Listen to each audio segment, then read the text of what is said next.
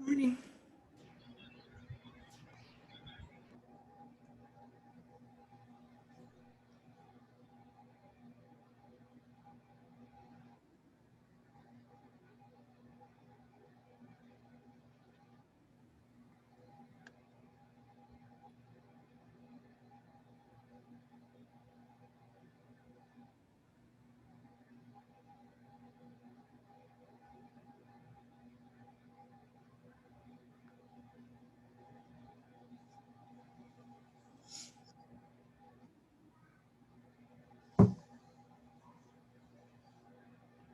Good morning, everybody.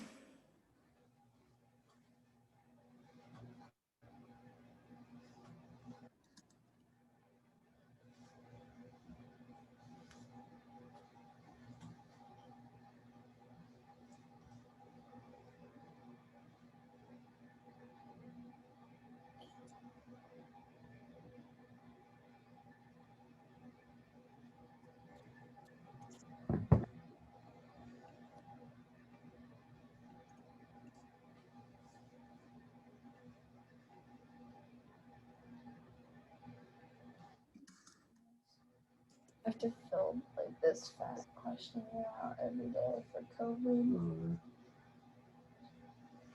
How's everybody doing?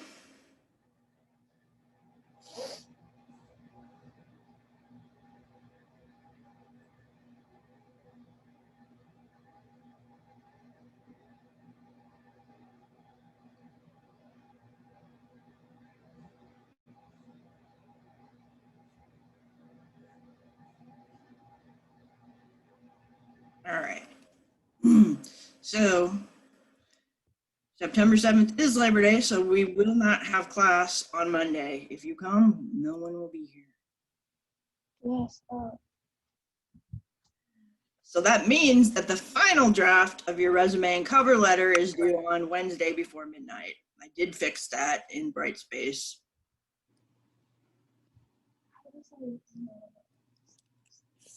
And so the first draft that we're working on today is due before midnight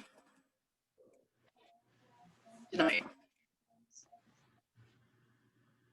I would prefer, oh, I can't spell today, one Word document with both your cover letter and resume in it.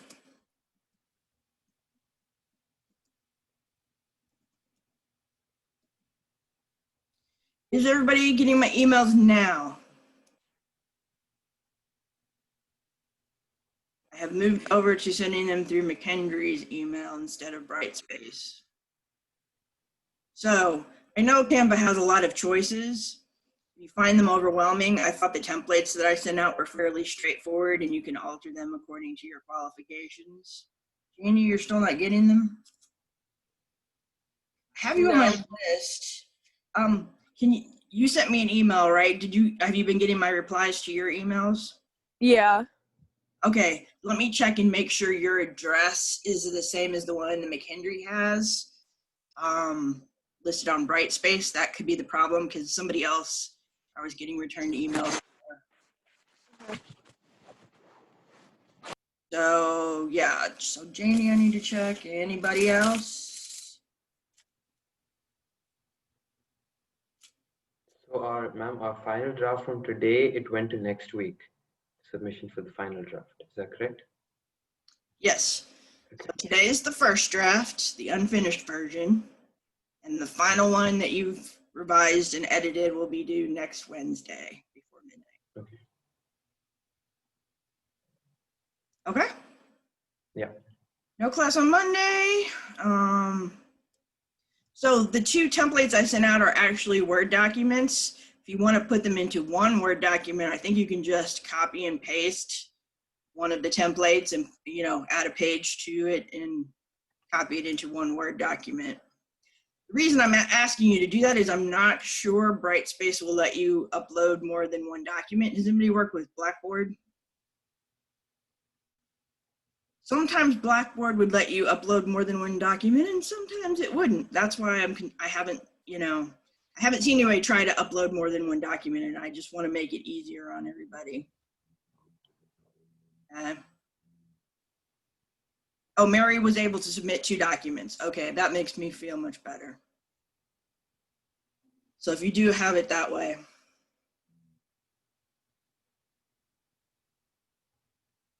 Okay, does anybody have any questions? Reagan, you were too? Okay, cool.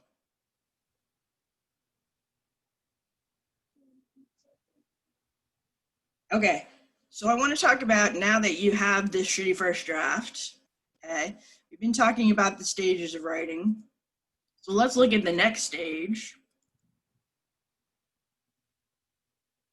Okay, so we've done the pre-writing.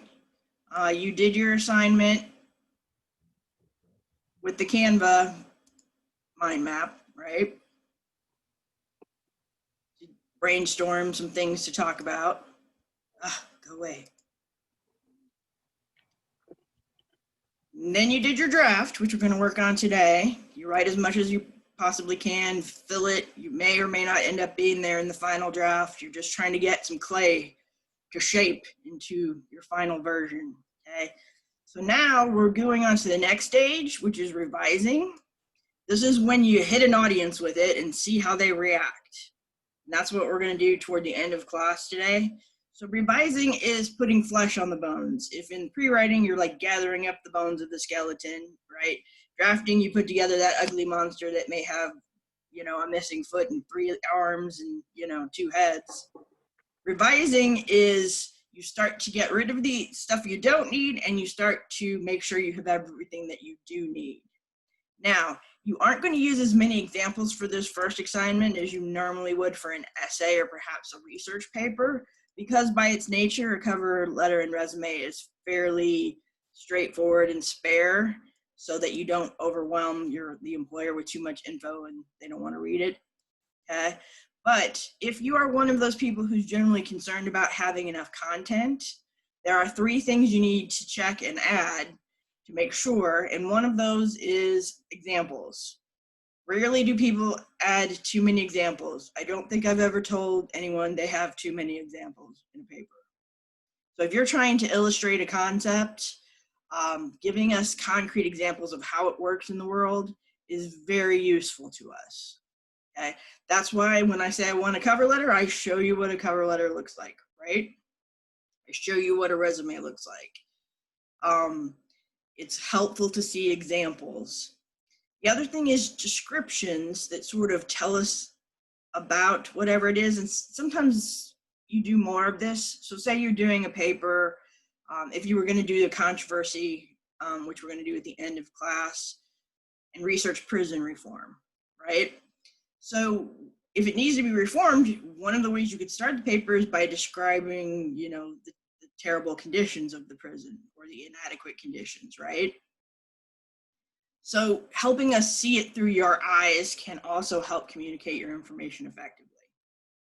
So examples, descriptions, and then this last one is also a one that can really help your writing stand out, and that is explanations of your thinking, okay? Because sometimes we assume everybody thinks about the world the same way that we do, right? This is so not true. Sometimes it's a wonder we can speak to each other at all. So for example, you know, the presidential election's coming up, they're going to do some debates, right? Everybody's going to watch the same debate, yes? Are we all going to think the same person won or the same person had valid points? Or will be there differences of opinion? We're all just a happy little country. We agree about everything. Dance through the daisy fields, holding hands. I'm sorry, I digress.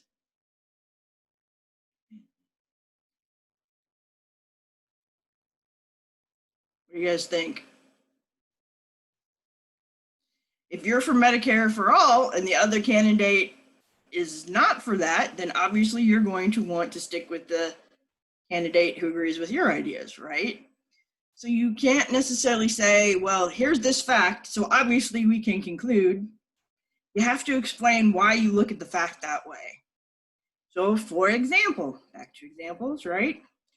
I had someone who wrote a story paper about reconnecting with an old friend from high school. Okay. They'd been out of school for like 3 years. They used to hang out all the time. They hadn't seen each other, so they decided to go on a road trip, right? So in the first draft, which we were peer reviewing for him, he talks about going into a church, and you know, he talked about the architecture. He did a good job describing it, and then they exit the building. He's like, and I feel like we really reconnected, and we're all like, by looking at the church?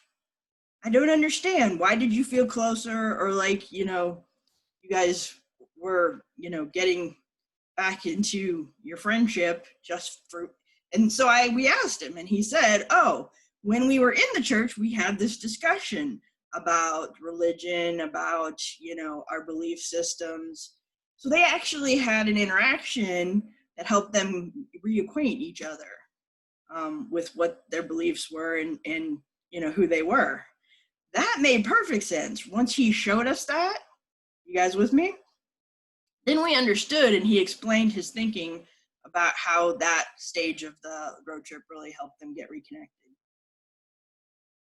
So for this, you know, you're going to give us some examples, mostly in your cover letter. The resume is just sort of a list of here's what I did for this job, or here's what my educational experiences or volunteer work have taught me, right? Here are the skills I developed. But the cover letter, you can give us an example. If you say you're really organized, you can say I was in charge of inventory at my company, and I developed a new filing system, right? Or give us examples of what you've done that shows that, if you have them. Now, again, we're going to keep it tight because we want it to stay to one page for your cover letter. But the cover letter is really where you get to add some of the descriptions and explanations and the examples. As we get into essays, you'll do a lot more of that. Okay? Writing is a lot about showing versus telling. You can tell me that, you know, your friend was always there for you, and I'm just like, yeah, okay. Or you can show me. So how would you show me that your friend was there for you instead of just telling me?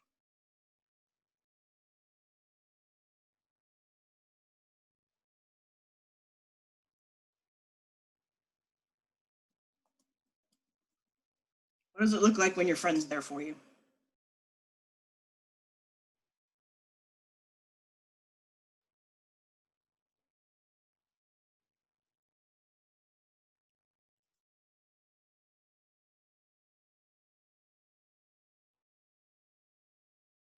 What do good friends do?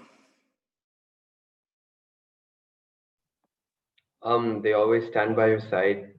That's very and then if you're going through something, and it's them who actually make you feel uncomfortable, so you actually get through tough situations, because a friend who's always very sweet and nice towards you is always like, it's probably not like the best friend you could have. Best friends are the ones who actually shout at you and teach you lessons.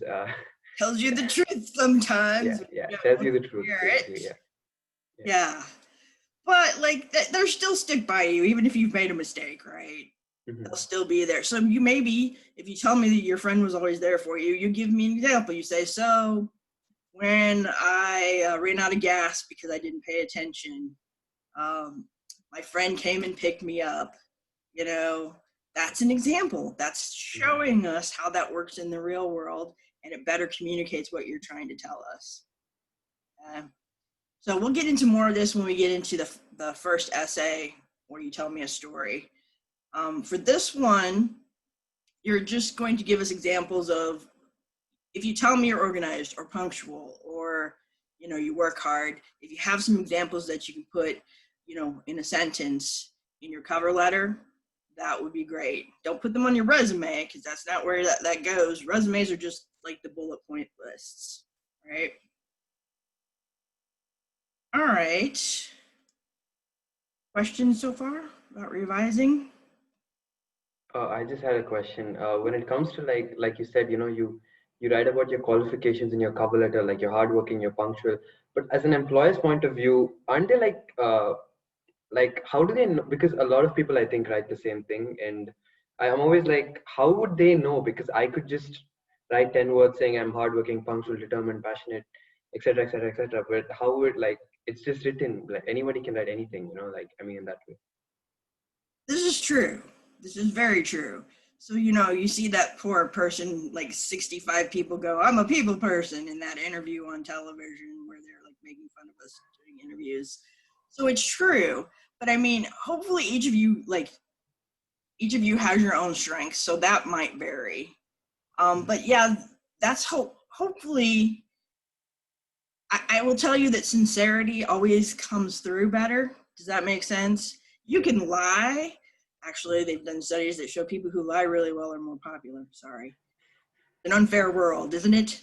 But yeah, that part of it, I would just be honest because you never, get in trouble that way.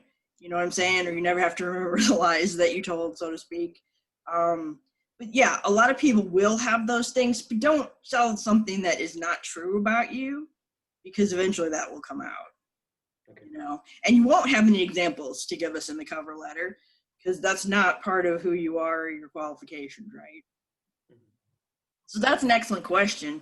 The way that you actually make yourself stand out above the other people who are writing all that same stuff is to show that it's a pain. It is a pain. It is to show that this letter is tailored specifically to this company because that's what they care about. They don't want to feel like they're one of 10 companies.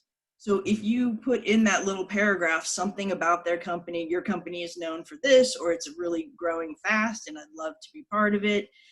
If you show them that you've gone just a little bit of the extra mile, that's how you can kind of raise yourself above everybody else who's saying all the same things like about being hardworking. Yeah, who's going to write their cover letter? Oh, I'm kind of lazy, but hire me anyway. No one's going to write that.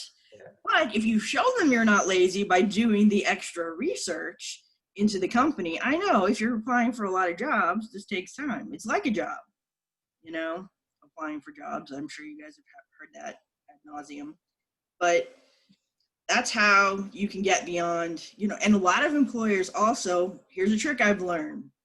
Sometimes they will put in the job description, to make sure you read it all, something like, please refer to a tree in your cover letter.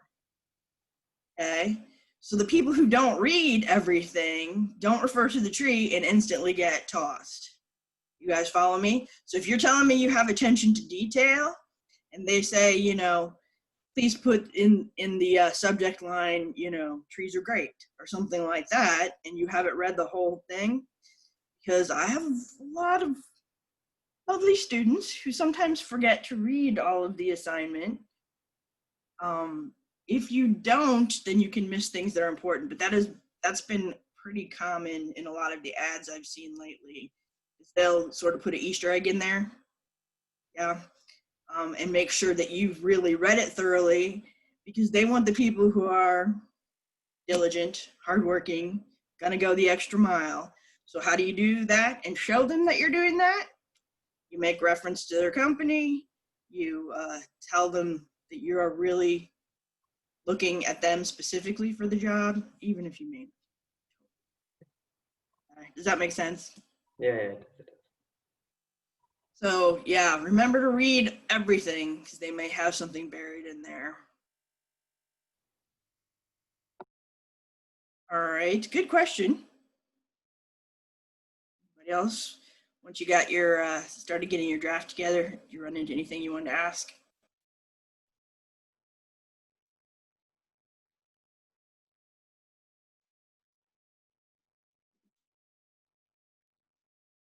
You can type it in the chat if you're feeling shy this morning.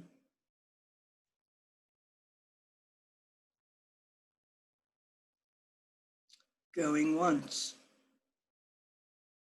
Going twice. So, okay, then let's talk about the next thing. Once you have it all fleshed out, okay, you've got this body built, you got everything and all the flesh on it, then you want to make it pretty. Okay? So back to those stages of writing.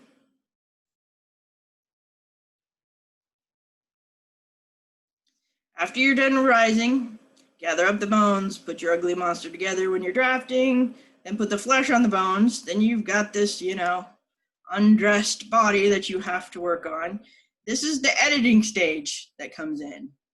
And you can kind of do all of these simultaneously. Writing's called a recursive process, which means you can go back to any stage at any time. We're not going to kill you for that. And you usually do it that way. So when you are editing, you make it pretty by choosing better words,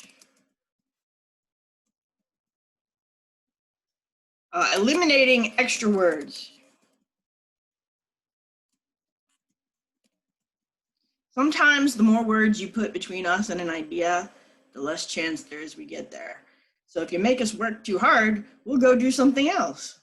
We'll go watch a video or, So if your writing's clear and straightforward and communicates your ideas in an easy to read fashion, you have a better chance of communicating.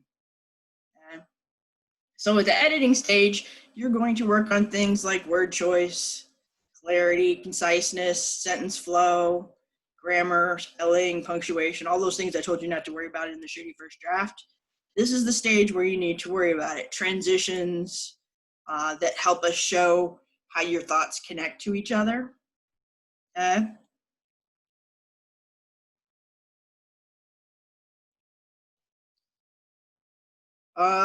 Avery, hold that thought. Hold on, let me answer this question real quick.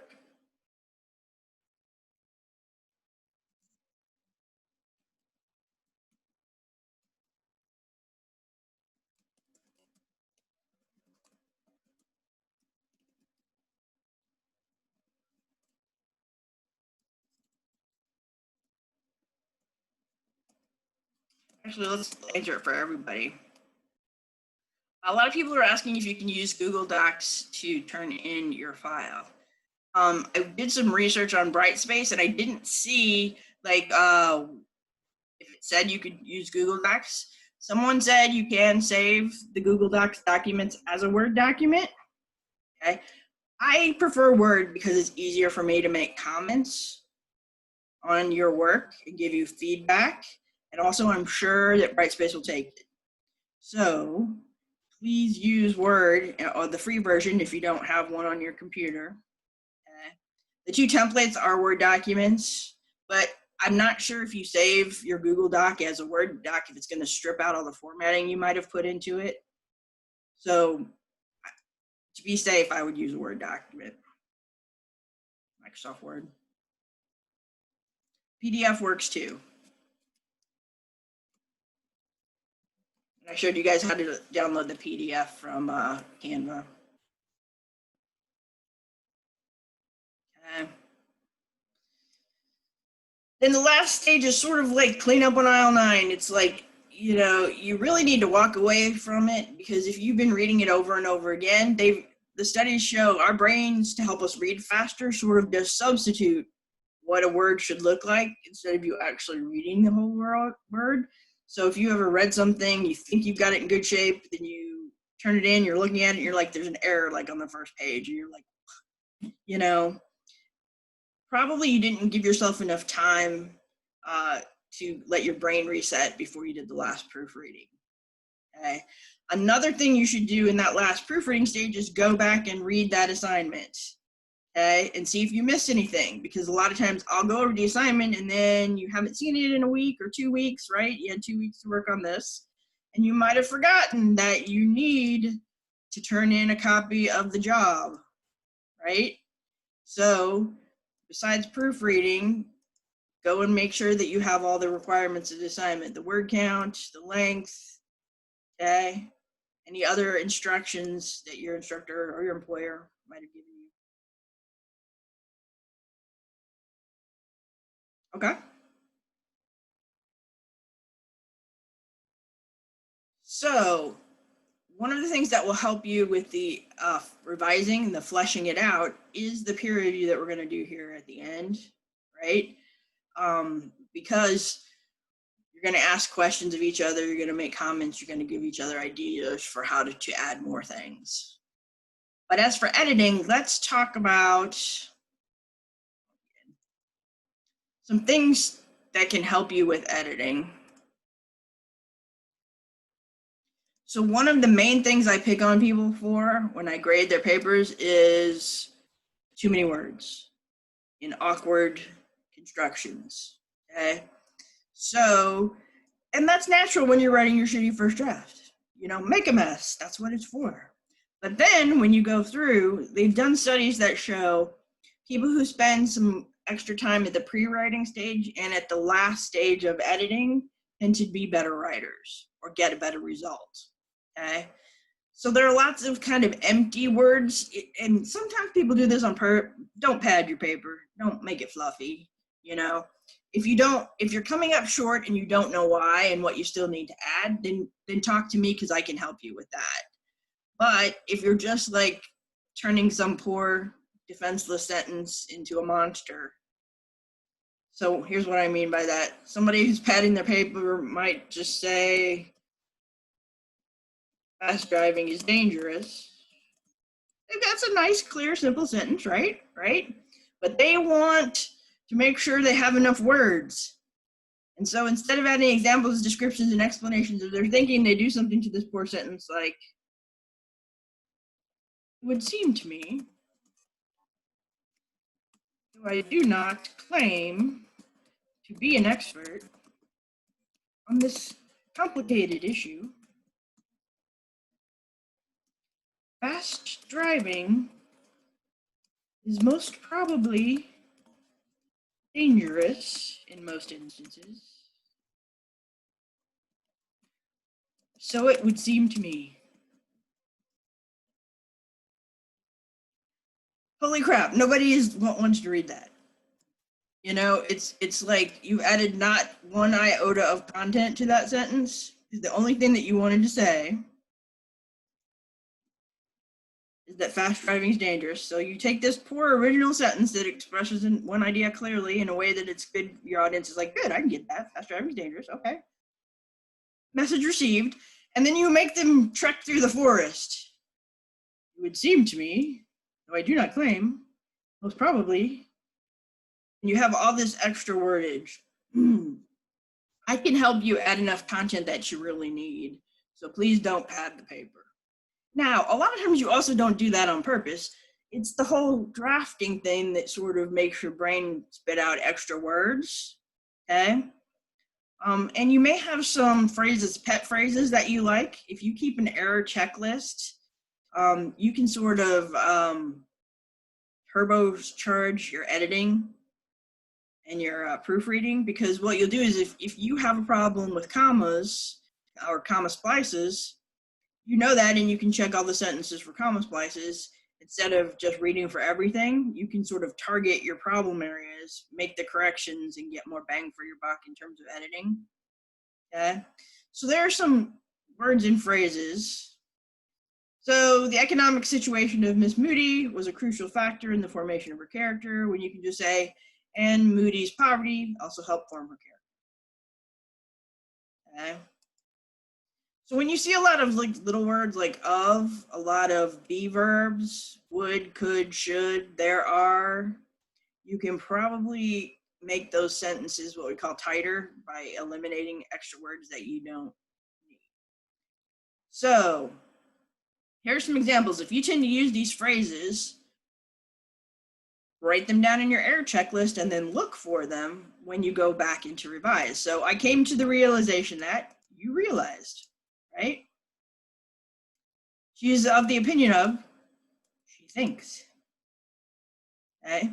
Concerning the matter of, about, in the event that, if, or the simple reason that, because. I see a lot also of due to the fact that, just replace all of that with because. Okay? In all cases, always.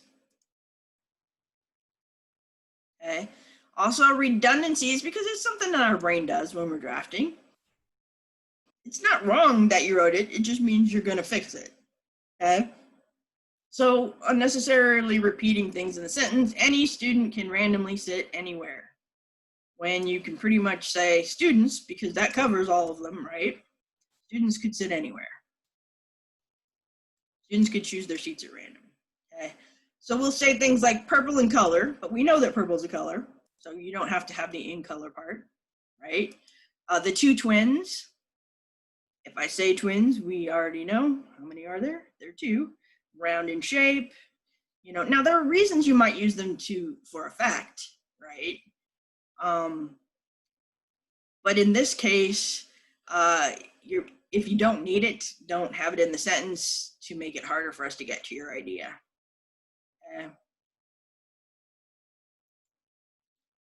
And it can make it, you know, it can make your ideas vague and hard to understand. So that's conciseness. Let's talk a little bit about word choice. Same thing here, some sentences. She's of the opinion that concerning that matter, due to the fact that, oh, there's my favorite, due to the fact that, and be replaced with because. At this point in time, now, or then, okay? Nowadays, okay? Cliches, generally that's a good signal that you could use some nice original figurative language of your own there. So like cliche the heck out of it in the shitty first draft and replace all the cliches with your own similes and metaphors. We're going to talk about what those are as we get into the next paper. Okay? Also, the closer you get to what you are seeing, the better we can get your message, okay?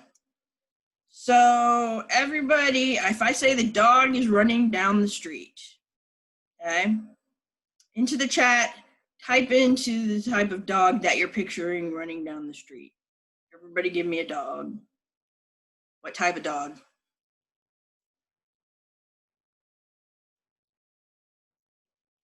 Labradoodle?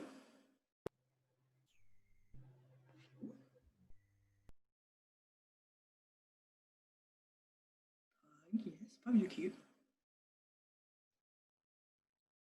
Boxer. German Shepherd. Bulldog, Lab.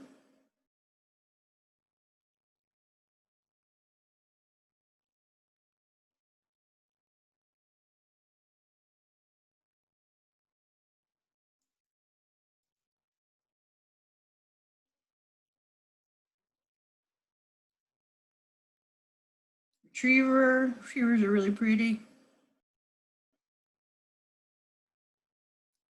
Now think about, I said the dog's running down the street.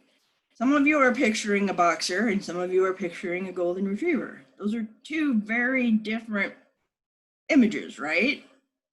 So once you go back in after the shitty first draft, it is time to look at all of those sort of vague words, non-specific words. And English, as hard as it is to learn, I apologize, any non-native speakers. The one thing that we do have an advantage is we steal from other languages. I used to have a t-shirt that says English follows languages down dark alleys, hits them over the head, and goes through their pockets for loose grammar. Because if we don't have a word for it, we'll steal it from another language. Ooh, Dalmatians are pretty too, yeah. Because we like words and we like nuances and shades of meaning. So if I say somebody's angry, there's lots of angry along that spectrum, right? So what are some words that are more specific that can tell you how angry somebody is?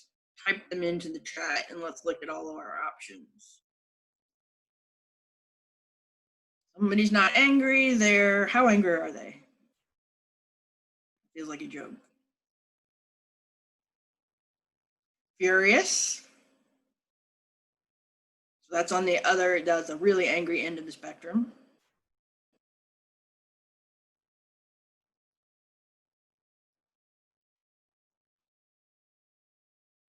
Frustrated. Yeah, that one you could even, is it still anger? Upset? Yeah, are those still angry? And because I can be upset and not angry. They're losing it. Exasperated, that's a good one. That's on the less angry end, right? Between furious and exasperated. Raging. Ooh, vexed. Very good word. I like that word, vexed.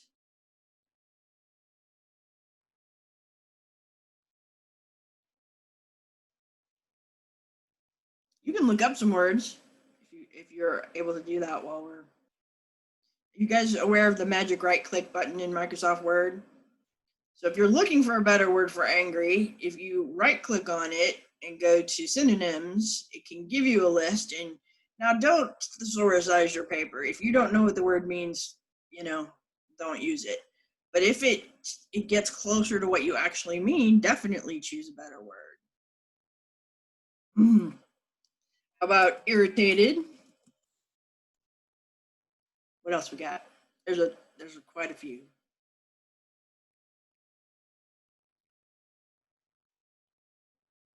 You guys seen this one? Perturbed. I'm a word collector, so I'm always getting new words from you guys too. English is a living language. We speak it, so we change it. So we always add words. My daughter had to explain what spill some tea means a while ago. I'm like, I don't understand. But I love it. It's a great phrase. Resentful. Yeah.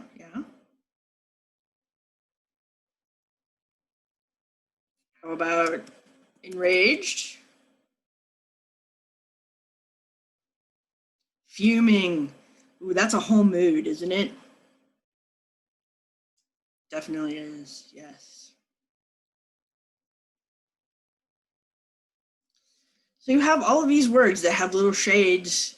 So find the one when you're editing that gets as close as you can to what you actually want to say. Okay. Same thing for movement. Like somebody can be walking. What else can they be doing besides walking? What other types of movement that are a little bit more descriptive? They're going to cut us off here in a couple minutes. Hurry, hurry.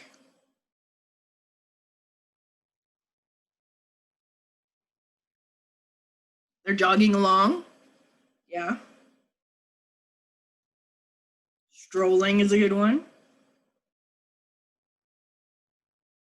Gives more of an idea, more of an image. This is what my daughter does.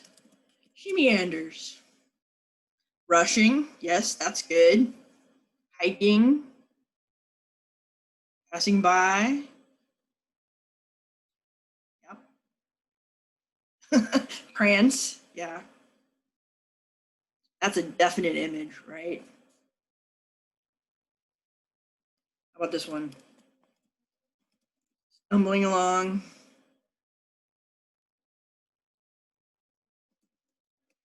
Skipping.